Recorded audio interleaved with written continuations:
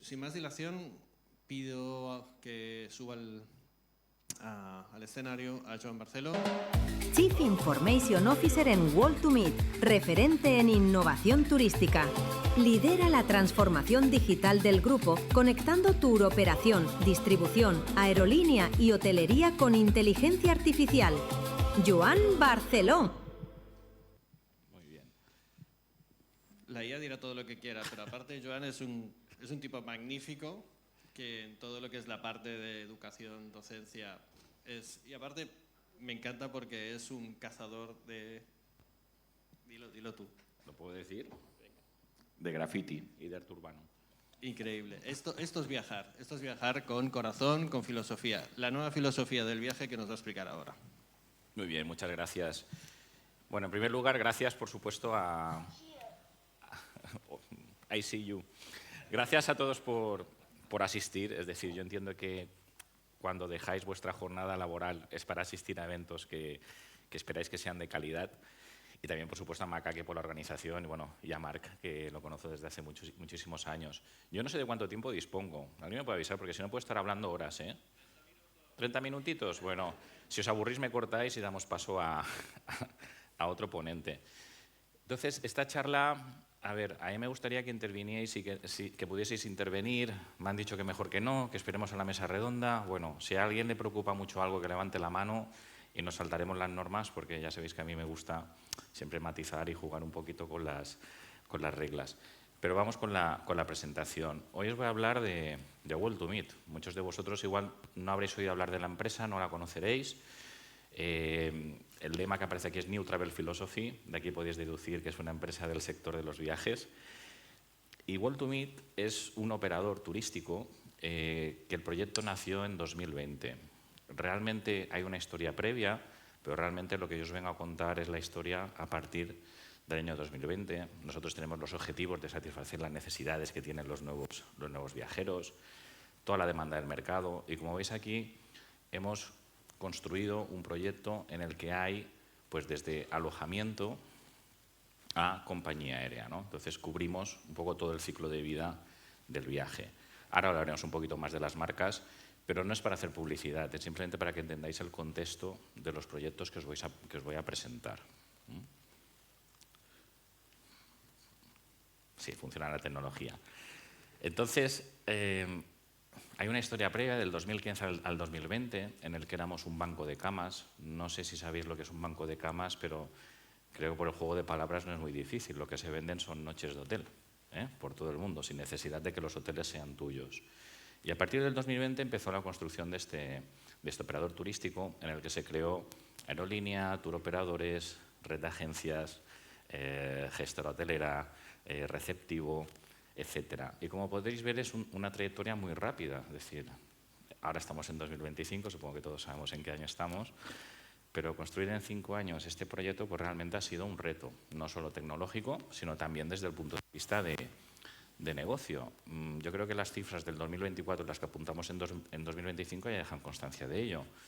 Estamos apuntando a una facturación de casi 3.200 millones de euros en 2025, más de 3.000 empleados. Y a mí es un dato que realmente me resulta revelador, que estamos acompañando a prácticamente 8 millones de pasajeros, ¿no? En más de 175 mercados de origen. Sabéis que hay 195 países, ¿no? Si no me he descontado alguno, pues estamos presentes en 175 y tenemos pues clientes B2B, más de 6.000 agencias, tanto web como XML, que adquieren nuestro producto.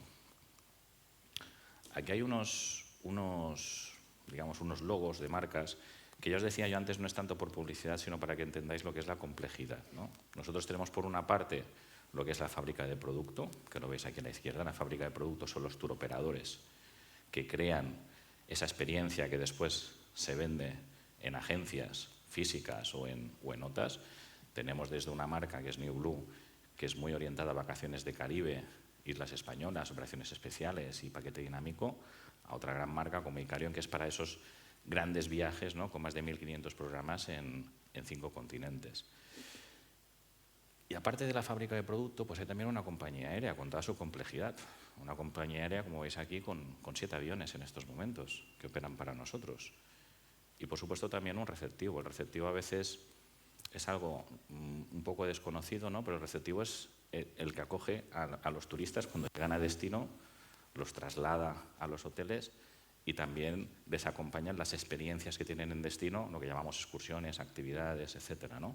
Y dentro de ese receptivo nosotros tenemos incluso una transportista con una flota de más de 100 vehículos.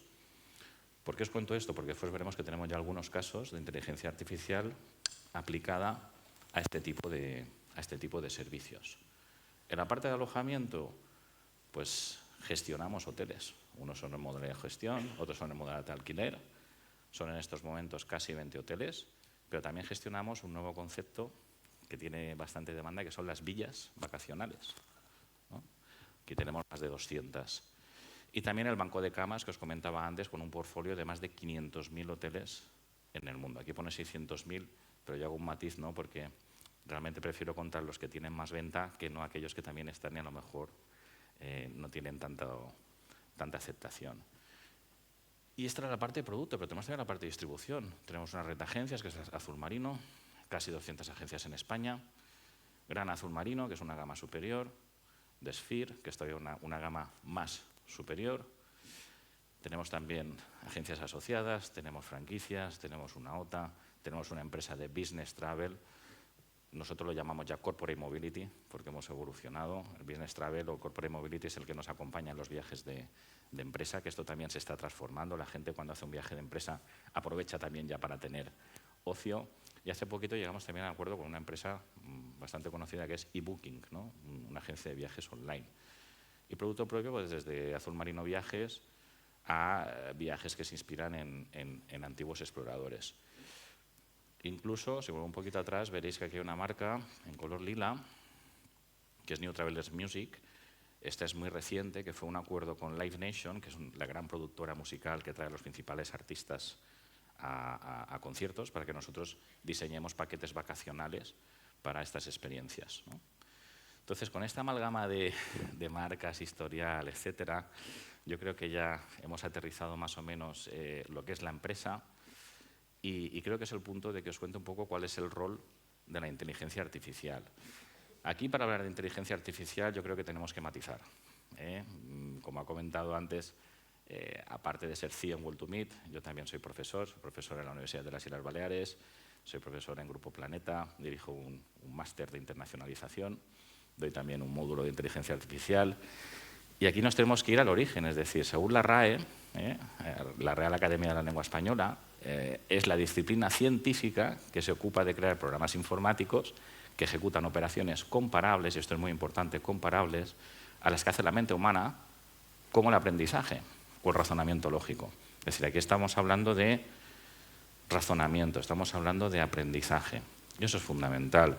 Muchos de vosotros seguramente, si os hablan de inteligencia artificial, os iréis directamente al ChatGPT, que es lo que veis aquí, el ChatGPT. Yo creo que no hay nadie que no haya oído hablar del ChatGPT o que no haya jugado con él.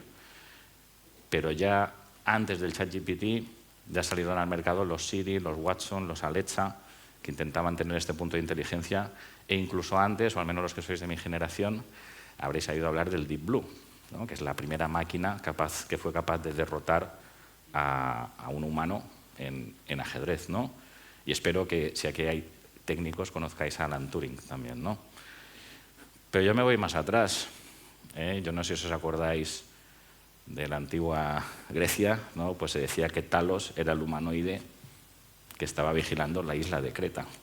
Entonces, para mí, la inteligencia artificial ya se remonta a aquella época, ¿no? En aquellos momentos ya se estaba pensando en humanoides capaces de razonar, capaces de aprender y de tener un comportamiento humano. ¿Cómo ha evolucionado el viajero? Pues bien, a raíz de la pandemia en el 2020 se presentan cambios en los viajeros y en las formas de viajar. Los viajeros están más conectados, yo creo que todos vosotros sois un ejemplo seguramente, están más informados, son más digitales, son más exigentes, sobre todo con su tiempo libre y con las experiencias que tienen. Y lo que buscan es confianza, buscan también sostenibilidad, flexibilidad, y todo con el objetivo de tener lo que se llaman experiencias únicas y diferentes. El tema es que aquí una experiencia única y diferente no es la misma para mí que para cualquiera de vosotros que estáis aquí.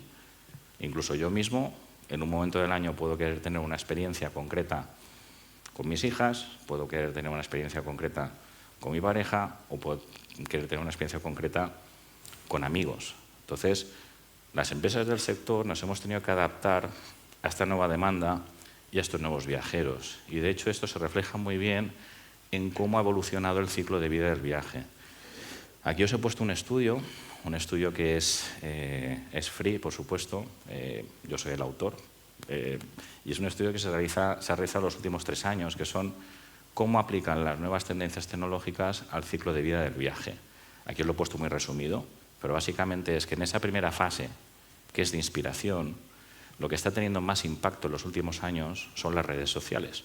¿Cuántos de vosotros os dejáis influenciar en vuestro siguiente destino por lo que veis en redes sociales, sea de familiares, amigos, conocidos o influencers? Pero os puedo hacer una pregunta más. ¿Cuántos de vosotros escogéis un destino en función de lo bien que queda en las redes sociales? No hace falta que me contestéis, pero también hay estudios sobre ello, ¿no? Aquí, lógicamente, la inteligencia artificial empieza a tener un rol también. Supongo que habéis oído hablar de los influencers virtuales, de la generación de vídeos como el que hemos visto de Macaque en la introducción, que está hecho con inteligencia artificial. Todo impacta, ¿no? Después está la fase de planificación, y aquí lo que buscan más los viajeros es sobre todo filtro y personalización. La oferta de viajes hoy en día es prácticamente infinita. Podemos escoger cualquier destino, con cualquier opción, con cualquier actividad. Pues a la gente lo que le gusta realmente es poder tener filtros y personalización para que esto se adapte rápidamente a su viaje. Y aquí la inteligencia artificial también tiene un rol bastante importante, ¿no?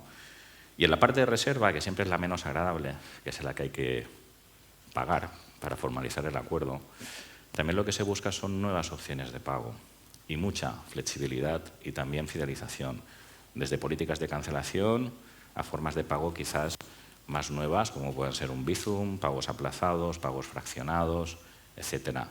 Y aquí también la IA pues también juega un rol importante a la hora de detectar estas necesidades, ¿no? Y después está, por supuesto, la parte de la experiencia. Las experiencias en los viajes de cada vez son más abiertas. ¿Qué quiere decir más abiertas? Que las personas no quieren tanto una experiencia completamente cerrada, sino poder tomar decisiones en el destino en función de lo que están viviendo o en función de otros actores, como pueda ser desde la climatología o de la propia experiencia que tienen allí, ¿no? Y por último, y no menos importante, está la fase del recuerdo. El recuerdo es revivir esa experiencia, ¿no? Y realmente el recuerdo es la que ayuda muchas veces a retroalimentar esa fase de inspiración. Aquí en la fase del recuerdo es verdad que todavía no hay prácticamente utilidades de inteligencia artificial que nos ayuden a revivir de una forma más inmersiva, pero es cierto que se está trabajando en ello. Pues ahora que ya conocéis un poco cómo evoluciona el ciclo de vida del viaje y cuál es el nuevo viajero, sí que os dejo aquí una diapositiva que no es para comentarla, porque yo creo que lo interesante es que nos vayamos a los casos de uso reales que tenemos nosotros. Pero aquí podéis ver que para cada etapa de ese ciclo de vida, desde inspiración al recuerdo, tanto para el viajero como para el asesor de viajes, se presentan las posibilidades de tener muchos casos de uso de esta inteligencia artificial. Por ejemplo, como os comentaba, en inspiración podríamos hablar de influencers virtuales. De hecho, ya los hay. Pero también podemos hablar de contenidos enriquecidos, podemos hablar de personalización. Y para los asesores, pues esa generación de contenidos y ese marketing personalizado. Pero, por ejemplo, en la planificación también podemos hablar de aceleradores de planificación, podemos hablar de generadores de itinerarios que ayuden no solo a la persona que está buscando un viaje, sino también incluso al asesor que está preparando ese viaje, ¿no? Entonces, yo creo que hoy, por el tiempo que tenemos, no merece la pena que os comente de palabra todas estas posibilidades, pero sí que si queréis verlas, pues tenéis como referencia los estudios que os he comentado. Y de hecho, si tenéis alguna duda o queréis comentar algo, pues después en la parte final de la presentación, pues tranquilamente podemos verlo. Bien.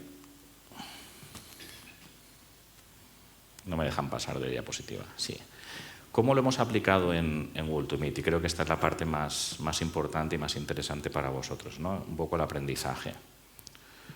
Pues, en primer lugar, deciros que nosotros no abordamos un proyecto de inteligencia artificial como tal. Nosotros lo que abordamos fue un proyecto que le llamamos IPA. IPA no es una cerveza, en este caso es Intelligent Process Automation, y es automatización inteligente. ¿Por qué? Porque no es el uso de inteligencia artificial por usar inteligencia artificial, es decir, se aplica sí, pero si no, no. Hay casos que se resuelven con una simple automatización, hay casos que se resuelven con un algoritmo, hay casos que se resuelven con un Excel y hay casos que se resuelven cambiando al usuario que está en la silla por otro. Entonces, nuestra evolución no tiene ningún misterio. Este gráfico que veis aquí es de Gartner. ¿Qué nos sugiere Gartner? Pues que hay que planificar, que hay que experimentar, que hay que estabilizar. Este es el recorrido que hicimos nosotros. De hecho, empezamos en 2023. Empezamos con Marc, que está por aquí sentado, ¿no? Y fue en 2023 ya que empezamos a planificar.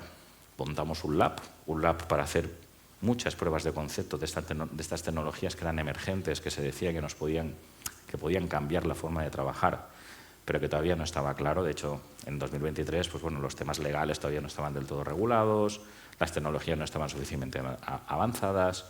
De hecho, tuvimos que montar un COE. No sé si sabéis qué es un COE. El COE no es el Comité Olímpico Español, sino que es un centro de excelencia operativa. Y en este caso, nuestro centro de excelencia operativa está constituido por legal, por recursos humanos y por el equipo de IA y automatización que depende de tecnología. ¿Por qué hay todos estos actores? Pues porque legal, lógicamente, hay una parte importante de regulación y de protección de datos. Recursos humanos, pues porque estamos cambiando la forma de trabajar de las personas de la empresa. Y, por supuesto, tecnología, que somos los que tenemos que aportar soluciones. 2024 fue un año más de estabilización, de hacer pruebas de concepto más reales, de tener ya componentes en producción para ver sus posibilidades. Y realmente en 2025 es donde hemos empezado a expandir el uso. Ya os digo, creo que es importante que sepáis que si queréis iniciar proyectos de inteligencia artificial tenéis que tener un recorrido previo y no podemos ir directamente al liderazgo o a la expansión sin haber trabajado previamente todo lo que lo tiene que soportar. Por otra parte, tuvimos que trabajar con nuestro CEO en el radar de ambiciones. ¿Qué quiere decir radar de ambiciones? Pues decir dónde queremos aplicar la inteligencia artificial. Si veis este radar que hay aquí, la parte superior son casos de uso de external customer facing, es decir, casos de uso que van directos al cliente final. ¿Cuántos veis en nuestro radar? Muy poquitos, ¿verdad? Porque nosotros hemos apostado más por el internal operation, es decir, uso de IA en operaciones internas, ¿no? En la parte de back office. Y aquí teníamos dos opciones. Si veis, a la izquierda está el Everyday AI, es decir, la inteligencia artificial para cada día. En cambio, si veis a la derecha es más el Game Changing IA, es decir, la inteligencia artificial que cambia la forma de trabajar. Quizás a la izquierda más automatización, a la derecha es más cambio. Entonces, aquí identificamos todas las oportunidades que veis aquí. Este radar es real, no es un radar inventado. Y después hicimos matrices, como las que veis arriba, que son de FTE, es decir, cuánto esfuerzo me ahorro gracias a este caso de uso, y grado de eficiencia, que es el eje que veis horizontal, porque la inteligencia artificial y la automatización no tiene una eficiencia al 100% necesariamente. Puede ser un 80, un 60, un 40, y así todo suponerme un ahorro importante. Pero además tuvimos que añadir un valor adicional, porque esto no nos bastaba. Hay casos de uso en los que a lo mejor no tenemos un gran ahorro de esfuerzo de muchas personas, pero sí que ganamos mucha velocidad competitiva. Entonces esos decidimos también abordarlos. ¿Por qué? Pues porque si lo mirábamos desde un punto de vista puramente de ROI o de KPI, no lo hubiésemos abordado nunca. Ahora, desde un punto de vista de competitividad, y veremos uno en concreto, eran súper interesantes. Otros factores que tuvimos en cuenta, riesgos, escalabilidad y el factor del coste BAU. El BAU es el business as usual y es el qué me va a costar este caso de uso una vez esté en producción, el poder mantenerlo. Porque todos requieren un mantenimiento, sea ajustes, sea novedades, sea cambios, sea ampliaciones. Si no ha quedado claro, pues después en el networking, si queréis, lo podemos ver un poquito más. Pero creo que era interesante contaros un poco el cómo lo estamos abordando. ¿Qué teníamos en 2024? Componentes sueltos. Teníamos smart readers, es decir, componentes capaces de coger un mensaje de correo, descomponerlo, trocearlo y sacar la información importante, hacer una síntesis. Teníamos smart dispatchers, elementos que colocábamos en buzones de email, por ejemplo, y una vez leído el email, se repartía a las personas que tenían que ejecutar el trabajo. Teníamos también Smart Decision Makers, teníamos RPA combinada con IA y también tuvimos un proyectazo que era nuestra embajadora virtual, Mia. Si buscáis la información en notas de prensa de Microsoft, por ejemplo, lo vais a encontrar, ¿no? Una embajadora digital realista hecha en 3D, además en una cabina tridimensional Holobots. Pero en 2025 lo que tenemos ya es una plataforma agéntica, como la que veis aquí. No tenemos componentes sueltos, tenemos agentes que están conectados entre ellos y con APIs que nos permiten acelerar y escalar ese proceso de casos de uso. Entonces, la verdad es que estamos muy contentos, pero también hay que tener en cuenta que si os vais directamente al 2025 sin haber pasado por el 2024, cuidado, porque podéis escalar ineficiencias, podéis escalar errores y podéis escalar unos costes que os desborden realmente en el día a día. ¿Cómo vamos de tiempo? ¿Verdad? Me quedan 10 minutitos, ¿puede ser? 10 minutos, perfecto. He calculado bien mentalmente, ¿has visto? Todavía funciona. Pues vamos ya directamente con... Os he tenido 9 casos de uso. Podría haber puesto 12, 15, pero creo que 9, y son casos de uso que además están en producción, con lo cual son representativos. Y os traigo la volumetría. El primer caso de uso es en nuestro contact center. Nuestro contact center atiende a esa red de agencias B2B, ¿no? El contact center lo que hace es recibir aproximadamente unos 109.000 emails al mes. No está mal, ¿no? Una volumetría interesante. Esos 109.000 emails que se reciben al mes, había personas que se dedicaban a clasificarlos. ¿Por qué? Pues habéis visto que tenemos muchas marcas. Entonces, esas personas tenían que clasificar esos emails si era una reserva que no estaba bien, si era un cambio de reserva, si era una queja, si era de New Blue, si era de Icarion, si era de tal, si era de cual. Pues nada, pusimos simplemente una IA que analizaba el email y lo que hacía era intentar hacer esa clasificación de forma automatizada. ¿Qué hemos conseguido? Pues hemos conseguido un 92%, como veis aquí, de clasificación OK. Y algunos diréis, ostras, ¿y no habéis conseguido el 100%? Pero es que cuando lo hacían personas, el acierto era de un 84%. Y estamos en un 92% con la IA. Además, somos capaces de estos emails que recibimos, en base a la información que llevan, en un 74% de los casos, de recuperar de nuestro sistema la reserva para que la gente, cuando reciba la información, no reciba el email. Lo que recibe ya es un análisis de sentimiento, un resumen operativo, es decir, un resumen de lo que tiene que hacer, y los datos que hemos podido recuperar de la reserva. Entonces, fijaros la cantidad de tiempo que estamos ahorrando al contact center con este caso de uso. De hecho, este último mes hemos puesto en marcha otro, que no he tenido tiempo de añadirlo a la presentación, en el contact center, que es un análisis de calidad de llamadas. Contact Center también recibe llamadas. Las recibe a través de una plataforma de mercado que se llama Genesis. Entonces, nosotros lo que hacemos es, esas llamadas descargamos el audio, lo transcribimos y con inteligencia artificial lo procesamos. ¿Para qué? Para hacer un análisis de calidad. No solo hacemos un análisis de sentimiento, miramos si el operador ha saludado, si el operador se ha presentado de una forma adecuada, si el cliente está satisfecho o no satisfecho durante el proceso y si se ha resuelto el problema o no. Y también el cierre de esa conversación, cómo ha sido. Entonces, la verdad es que esto está dando una información de calidad que es importantísima para las personas que operan en ese contact center, ¿no? Otro caso de uso en Corporate Mobility. Corporate Mobility es lo que era el antiguo Business Travel. Allí nosotros damos servicio a empresas para sus viajes de empresa. Tenemos desde pymes a empresas que cotizan en IBEX 35. Clientes nuestros, Indra, Cepsa, Navantia. Es decir, como veis, son empresas potentes, ¿no? El Real Madrid, ya sé que estamos en Calafell, pero el Real Madrid es cliente nuestro, la Federación Española, de Básquet, la Federación Española de Rugby. Entonces son clientes grandes, entonces cuando necesitan un viaje, ¿qué hacen? Envían un email. Pero lo que recibe la gente que procesa esa solicitud, I see you, lo que recibe la gente no es un email. Lo que recibe la gente es un análisis de sentimiento, un resumen operativo de lo que tiene que hacer y cotizaciones de hotel y de vuelo para que pueda presentar ya al cliente la que considera más oportuna. Es decir, se ha hecho ya un resumen de la petición. Y ojo, esto no es fácil, porque cuando pedimos un viaje no decimos yo quiero un viaje, origen, Palma, destino, Barcelona, de tal día a tal día, quiero alojarme aquí. A veces lo pongo en el cuerpo, lo pongo en el asunto del mensaje, a veces lo pongo en el cuerpo, a veces no digo ni de dónde salgo.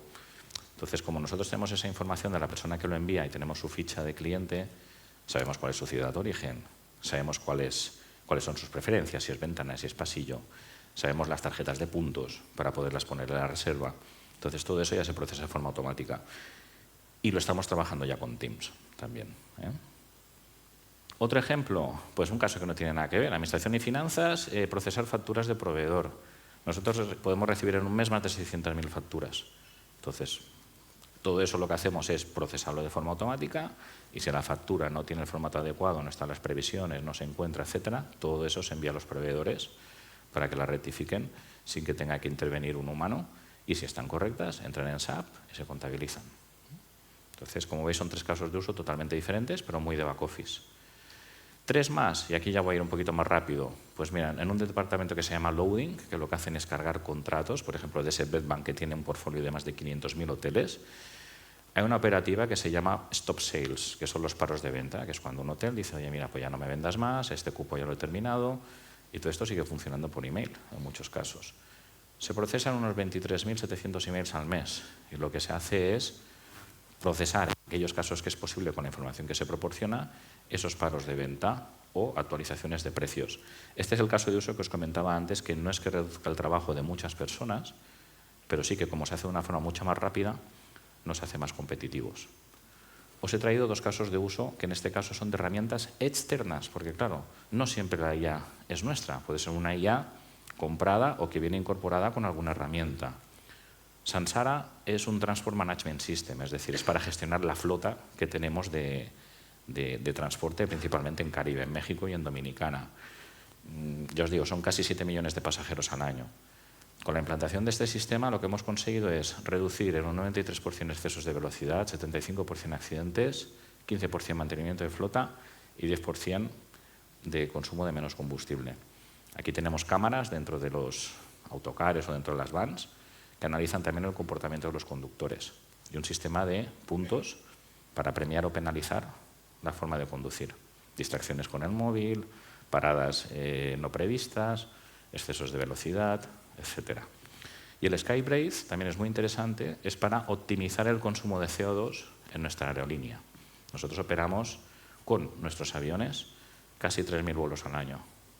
Pues con estas best practice y con esta optimización de ruta, lo que hacemos es conseguir una reducción importante del consumo de CO2. 3 casos de uso más y vamos a las conclusiones. Y ya acabo. Tenemos la embajadora virtual, que os comentaba antes. Bueno, aquí tenéis unas imágenes, pero yo os animo a buscarla por YouTube. Veréis que básicamente lo que hicimos, y suena muy mal, fue casi clonar a una persona. Entonces, la entrenamos con la información de nuestras marcas, cogimos muestras de su voz, entonces ya habla en múltiples idiomas y es capaz de responder al viajero sobre preguntas sobre estas marcas. ¿Hace reservas? No. La queremos simplemente desde un punto de vista de información. Y este sí que es un face-to-face con el cliente final. Pero lo que hemos hecho también es, este proyecto que hicimos de un avatar realista, llevarlo a nuestra red de agencias vacacionales, casi 200, para que tengan en chat y no en avatar la posibilidad de interactuar con Mía, que es nuestra embajadora virtual. ¿Qué hemos puesto en este chat? Hemos cargado todos los manuales de operativa, de forma que ya no tienen que llamar al departamento de operaciones cuando tienen dudas de cómo doy de alta a un proveedor, cómo aplico esta comisión, cómo retrocedo este pago. Al principio Mía contestaba mal y se nos quejaban, pero lo que estaban mal eran los manuales. Entonces, siempre hay un trabajo previo de depurar la información con la que se entrena las IAs, porque las IAs aprenden con lo que se les da. Entonces, si la información que se les da no es correcta, no es completa, o estamos haciendo suposiciones, la IA no es capaz de procesarlo todavía, ¿no? Y ahora ya hemos enchufado APIs o APIs, la API de clientes, la API de proveedores, la API de presupuestos, el API de producto, de forma que ya los agentes tienen mucha más potencia en ese chat, ¿no? Y también un último ejemplo es en Icarion, que es otro turoperador que tenemos en la casa de grandes viajes. Son vuelos a muchos países, haciendo escalas y demás, que pueden tener múltiples cambios. Antes los casi 80 operadores se tenían que revisar las colas de Amadeus para ver si había habido cambios en esos vuelos. Todo eso ya lo hemos automatizado. Es decir, se hace un análisis de esas colas, se revisan los cambios, se envían a los agentes y ellos lo pueden procesar. Aquí son a lo mejor unos 4.500 emails al mes, no es tanto, pero es una operativa que afecta a muchas personas y en un trabajo de mucha calidad, además también enriqueciendo la información, aportando ya links de hacia dónde tienen que ir a trabajar. Pero la potencia sin control no sirve para nada. No sé si os acordáis del anuncio de Pirelli, al menos los que sois de mi quinta, pues que leía, si no tenemos control, podemos tener un problema, tanto de no saber cuál es el uso como de los costes. Nosotros aquí hemos montado 2 paneles, como los que veis aquí. El que es más a la derecha es un API Management Meter Cost, es decir, ver que no se está costando la IA en cada uno de los casos de uso, fundamental para nosotros. Y el que veis a la izquierda es el panel que tenemos para ese chat en las agencias vacacionales, en el que estamos viendo qué preguntan los agentes, cómo responde la IA, en qué idioma se está preguntando, que esto ayuda a nuestro departamento de operaciones y comercial a mejorar la información de la que disponen nuestros agentes de viajes para que sepan la respuesta a esas preguntas incluso antes de hacerlas, ¿no? Conclusiones, y ya acabo porque creo que estoy sobre el tiempo. Aquí os he querido poner 2 conclusiones. Primera, y estas no son conclusiones mías, hace un mes tuve oportunidad de hacer una exposición en el Liceo TIC. El Liceo TIC es la comunidad de CIOs de España, somos más de 1.300. Y allí salieron 4 conclusiones, que es la productividad personal está mejorando rápido gracias a la IA, pero el trabajo en equipo todavía requiere mindset y requiere integración. Segunda reflexión, donde se ve menos la IA es donde más valor genera, en el back office. Yo supongo que habréis visto que todos los casos de uso de hoy no son de cara al cliente final, pero a nosotros nos están generando muchísimo valor. Entonces, todas las grandes consultoras están apostando para que se empiece por esos casos de uso de back office. La IA no sustituye el talento humano, lo amplifica, y esto creo que todos estaremos de acuerdo, ¿no? Y que la productividad no es instalar IA, es reaprender cómo trabajamos con ella. No por el hecho de tener un copilot o por tener un proyectito de IA, ya voy a hacer un buen uso. Tenemos que aprender cómo trabajar con ella. Y para finalizar, las conclusiones que os puedo aportar yo desde nuestro proyecto de IPA, de Intelligent Process Automation. La transformación digital y la IA requieren liderazgo, gobierno, formación y adaptación. Y estas 4 palabras no están escogidas al azar.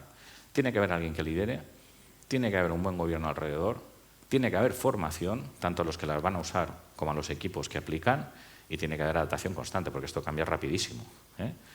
Tenéis que buscar un equilibrio entre el build y el buy, ¿eh? No es lo mismo construir tu IA que comprarla. Nosotros hemos encontrado el punto de equilibrio entre las dos. Y también tenéis que buscar el punto de equilibrio entre lo que son internal operations y external facing. Cada empresa es un mundo. Nosotros de momento estamos apostando por el internal operations y nos está yendo muy bien. Al igual que el everyday AI o el game changing AI. Aquí cada empresa tiene que tomar sus decisiones. Y por último, que los KPIs no son solo ROI. Hay que buscar equilibrio entre tecnología, procesos, velocidad y personas. Pero realmente a mí lo que me aporta valor es poder compartir experiencias y retos pues, con todas las personas que estáis aquí. Así que me gustaría que después en el networking tener la oportunidad de hablar con vosotros. Y para cerrar, pues me gusta siempre poner el 11º mandamiento para mí. Están los 10 mandamientos, pero el 11º del señor Steve Jobs, que no ha pasado de moda, que es que la tecnología en sí misma no es nada. Lo importante es tener personas que sean buenas, que sean inteligentes y que tengan herramientas para hacer cosas maravillosas con ellas. Muchas gracias.